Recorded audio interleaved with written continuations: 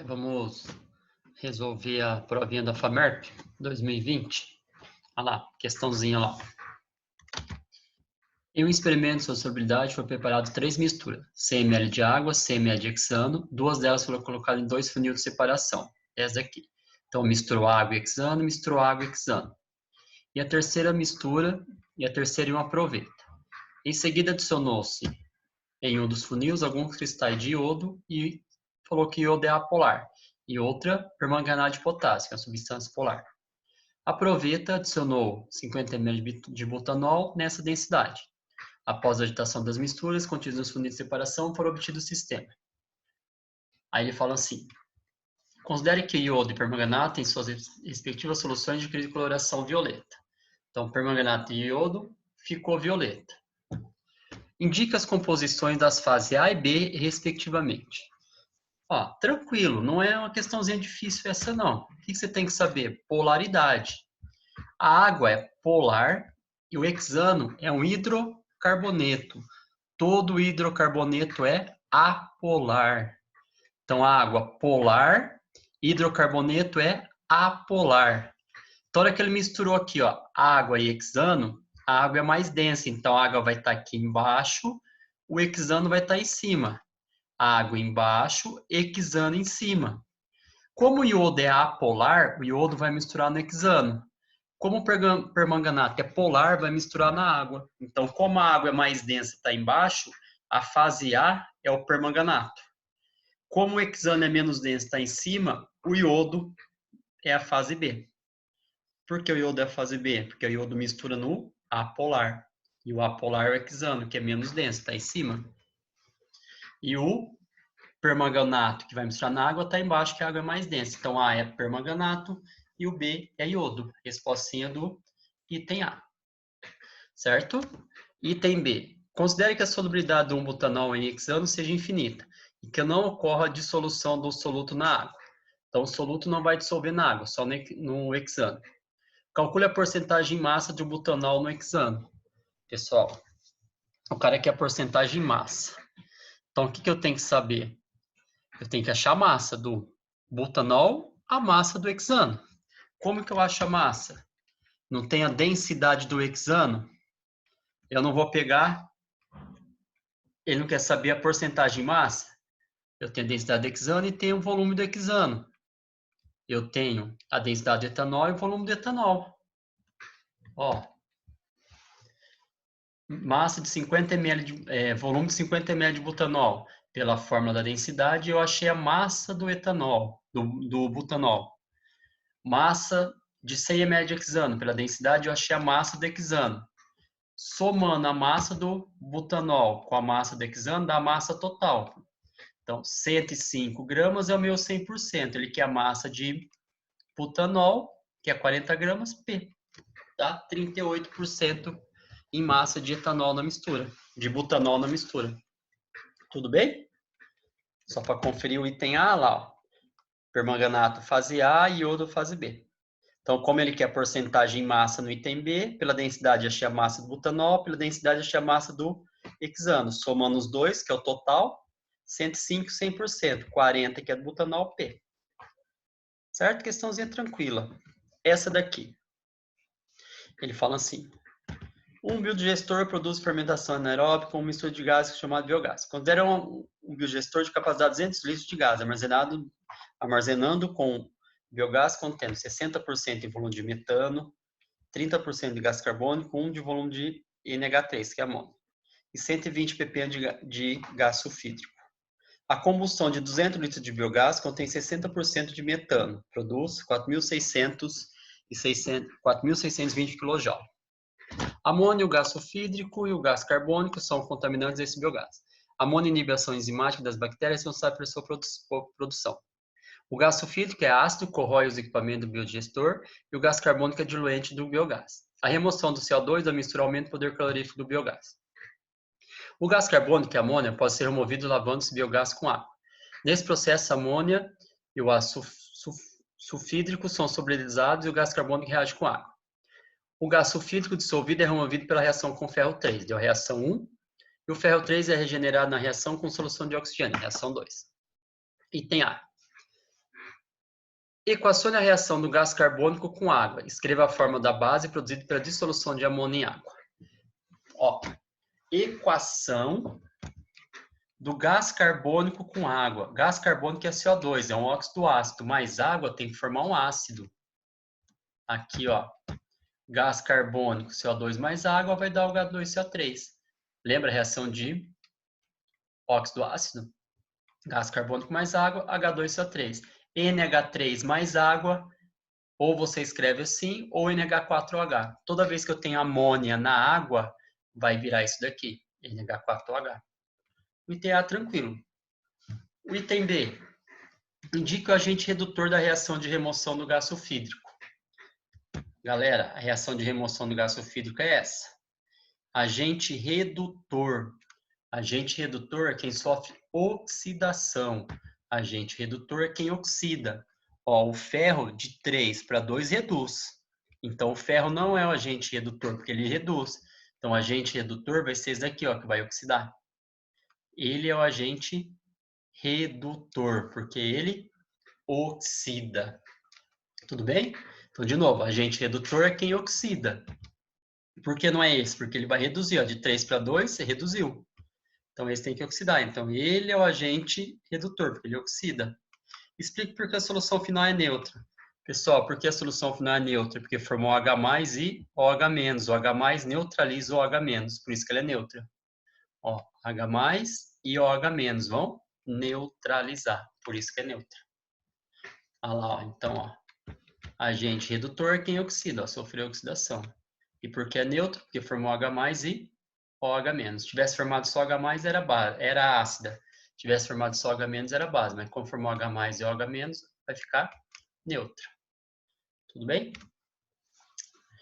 Essa aqui. A combustão do biogás produzindo gás carbônico e água é considerada um processo renovável, uma vez que o biogás é produzido a partir da utilização de resíduos da agricultura. E o gás carbônico produzido em sua combustão é reincorporado aos vegetais por meio de fotossíntese. Equaciona a reação balanceada da combustão do metano. Pessoal, facinho. Combustão do metano. Toda combustão reage com A2, vai dar CO2 e água. Combustão do metano reage com A2, dando CO2 e água. Aí faz o balanceamento.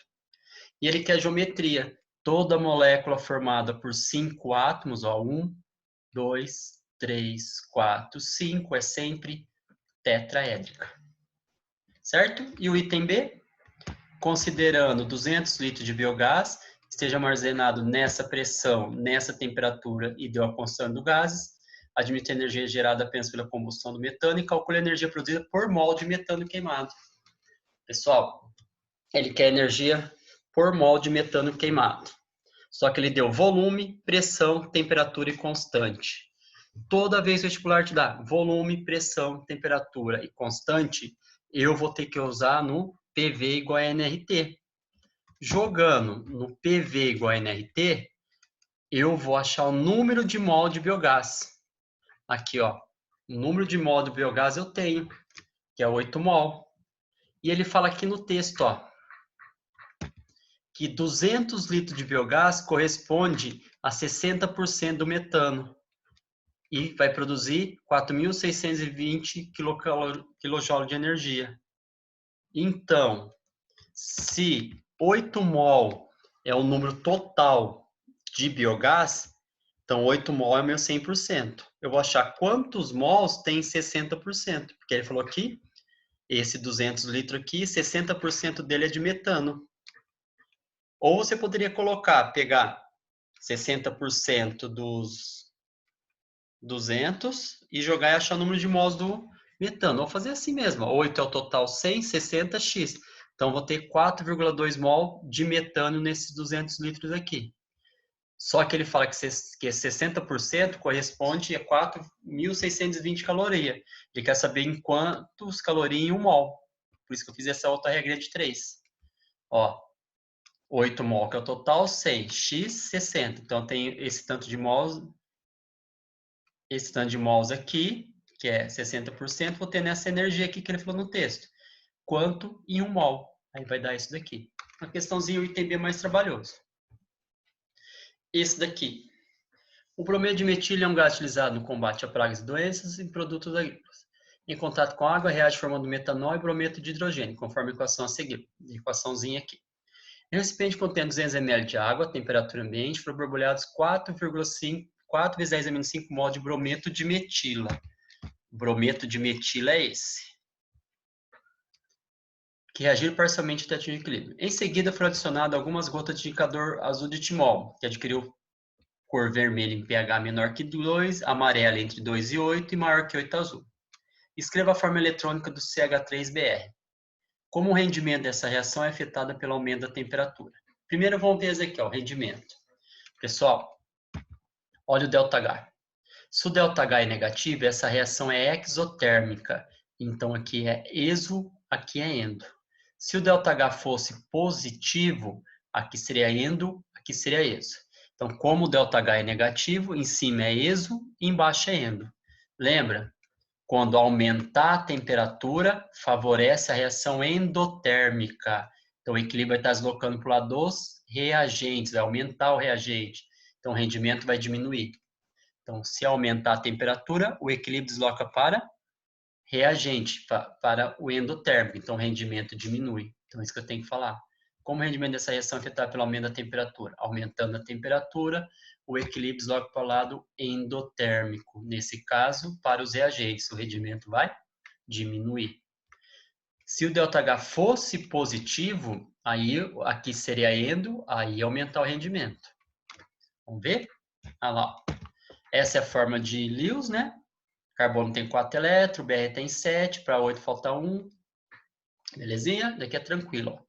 O rendimento dessa reação diminui com o aumento da temperatura, pois a reação direta é exotérmica. Ocorre deslocamento do equilíbrio no sentido inverso, endotérmico. Tudo bem? Agora o item B é mais difícil. Considera que 50% do brometo de metila adicionado à água reage e que 100% do brometo de hidrogênio formado foi ionizado.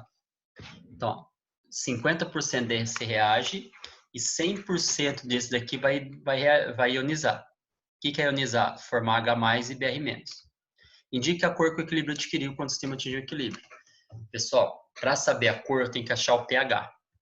Para achar o pH, eu tenho que achar a concentração de H+. Certo? Aí eu vou ter que montar uma tabelinha, que é início, reage, equilíbrio. No início, ó, ele colocou esse tanto de brometo de metila. Ó. Foram borbulhados 4 vezes 10 - 5 mol de brometo de metila. Então, no início, eu tenho isso. Quantos que eu tenho de água? Lembra que a água não participa do equilíbrio químico, então não vou ter nada. E no início, os reagentes os produtos são zero, porque eu não tenho produto, só tenho reagente. Ele não falou aqui no texto que só 50% do brometo de metila reagiu? Então, dos 4 vezes 10 - 5, reagiu só metade, 2 vezes 10 - 5. Como a proporção é 1 para 1, se aqui reagiu 2 vezes 10 - 5, aqui reagiu 2 vezes 10 - 5, aqui reagiu 2 vezes 10 - 5.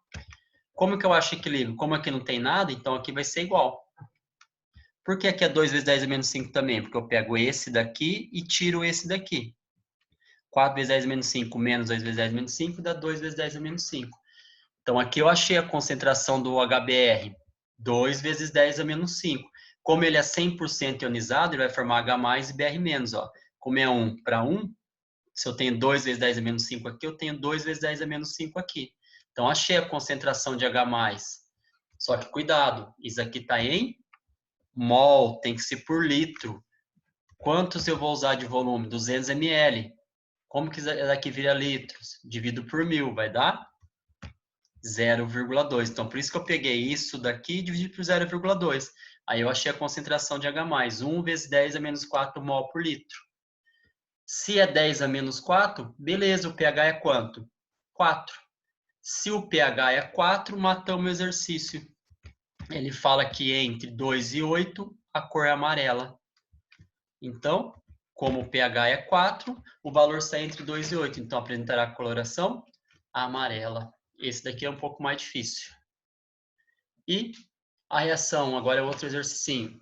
A reação entre íons alumínio e íons bicarbonato produz hidróxido de alumínio. Utilizado como flocculante no tratamento de água.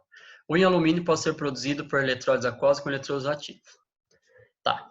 Indica o número total de elétrons existente em um íon alumínio. Escreva a forma do hidróxido de alumínio.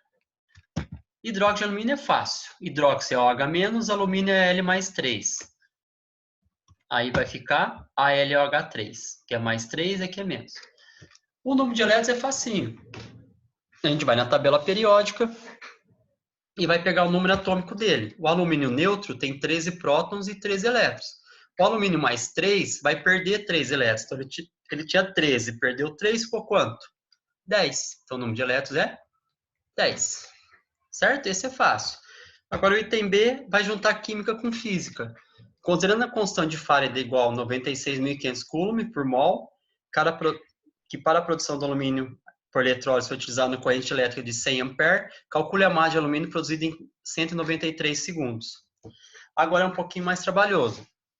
Toda vez que o cara te dá corrente e dá o tempo, eu vou ver qual é a carga elétrica, vou jogar no kit, aquela fórmula aí da física, corrente e tempo, vou jogar no kit, para ver qual que é a carga elétrica que vai ter nesse tempo e nessa corrente.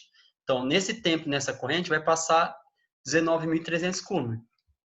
Aí, eles querem saber a massa de alumínio. Como o alumínio tem carga mais 3, ele vai precisar de 3 elétrons. Se tivesse carga mais 2, precisava de 2 elétrons. Então, vou fazer uma regra de 3. 3 mols de elétrons está para 1 mol de alumínio. Ó. 3 mols de elétrons está para 1 mol de alumínio. Aí ele não quer saber a massa? Então, 1 mol equivale a 27 gramas. Então, 27 gramas de alumínio está para 3 vezes 96.500 Coulomb. A carga que eu achei, X. Por que 3 vezes 96.500 Coulomb? Por causa daqui, ó. 1 mol de elétron tem esse tanto de carga. Como tá vendo aqui, ó, que eu tenho 3 mols de elétron. Por causa desse valor aqui, mais 3, eu tenho que ter 3 mols de elétron. Ó. Então, 3 mols de elétron tem 1 mol de alumínio. Então, eu faço 3 vezes 96.500 Coulomb, porque 1 mol é isso, 3 vai dar X. Então, eu coloquei direto. 3 vezes 96.500 Coulomb, tá 27 gramas. 19.300 Coulomb, que é o tanto que ele vai passar na corrente do tempo, vou achar a massa. A massa dá isso daqui. Esse já é um pouquinho mais trabalhoso. Eu acho um dos mais dificinhos. Agora, um de orgânica. Uma estratégia para a prática da agricultura em regiões de seca é a utilização de hidrogéis, que, adicionado ao solo, acumula umidade e aumenta a disponibilidade de água para as plantas. Uma empresa francesa produz um hidrogel à base de um copolímero formado a partir de 2 reagentes. Que é o reagente 1, lembra, isso aqui é um sal de ácido carboxílico, quando tem metal da família 1A com ácido carboxílico, é um sal de ácido carboxílico. Isso aqui é uma amida, ó, C-O, NH2, isso é uma amida. Copolímero é produzida por uma reação de adição, conforme o esquema. Então, pegou isso aqui, o reagente 1, reagiu com isso, o reagente 2, aí formou isso. Qual a função orgânica pertencente ao reagente 2? Reagente 2 é uma amida. Qual a forma estrutural da substância que, por reação com uma base apropriada, produz o reagente 1? Galera, o que produz o reagente 1? Isso daqui não é um sal? O que produz sal? Ácido mais base. Olha lá, ó. O reagente 1 é um sal de ácido carboxílico, obtido através da reação de um ácido e uma base, ó. É só eu pegar isso daqui, ó, o sal, reagir com água. A água é H+, ou H-. O OH- reage com o K+, vai ficar KOH. E o H+, junta aqui, fica OH. Entendeu? Então, eu pego o meu sal de ácido carboxílico, a água vou escrever H+, OH-. O OH- junta com mais, fica KOH. E o H+, junta com esse menos, vai formar o ácido carboxílico. Toda vez quando eu tenho um sal de ácido carboxílico, quando eu sei que é um sal de ácido carboxílico, quando eu tenho metal da família 1A ou 2A ligado ao grupo C-OO. Todo sal é formado por base mais ácido. E o reagente 2 é uma amida. Certinho? Só toma cuidado que aqui está errado. Aqui não tem esse O. Esse O está a mais aqui. É C-O ligado a NH2, tá? Esse O não tem. É isso daqui, ó. A fórmula. CONH2. É uma amida. Lembra? Amida tem bola. Se não tivesse essa bola, seria uma amina. Tudo bem? Amida tem bola. Certo? E o item B, escreva a forma estrutural do copolímero formado pela reação entre o reagente 1 e 2. Explique por que esse copolímero tem grande capacidade de absorver água. Galera, aí é fácil. O reagente 1. O reagente 1, olha lá em cima, é só substituir, ó. Reagente 1, ó. Eu vou escrever isso daqui, ó, tá vendo? C dupla O, C dupla C, ó, C dupla C, H2, H, R1. R1 é esse aqui, ó. Aí eu vou colocar o R1 aqui. Aqui, o R2. O R2 é essa partinha aqui, ó. Então é só copiar essa parte e essa parte em R1 e R2. Ó, R1 que é essa parte aqui, R2 que é essa parte. Só copiar os dois. Entenderam, ó? Aqui, tá vendo? C dupla C, ó. C dupla C. H2, H2. H, falta o R1. O que que é o R1? R1 é essa parte aqui, ó. Então, coloca essa parte aqui. Essa parte aqui, eu vou colocar aqui. Essa parte aqui, só que tem um O a mais. Tem que tirar esse O aqui que tá errado. Essa parte aqui, eu coloco aqui. A mesma coisa. Aqui eu coloco R1, aqui eu coloco R2. Certo? E por que absorve água? Porque eu tenho um... Lembra disso daqui? Lembra? Mais e menos, um sal. Todo sal é solúvel. Lembra? Todo sal da família 1A é solúvel. Todo sal da família 1A, solúvel. E aqui eu tenho ligação de hidrogênio, solúvel em água. Por isso que absorve água. Porque vai fazer ligação de hidrogênio. E esse sal é da família 1A. É solúvel. Certo? Entenderam? Era isso. Provinha da FAMERP. Teve dois itens A, o item B da tabelinha lá de equilíbrio e da eletrólise. Do resto estava tranquilo, tá bom? Espero que tenha entendido. Fica com Deus, tá bom? Obrigadão, viu?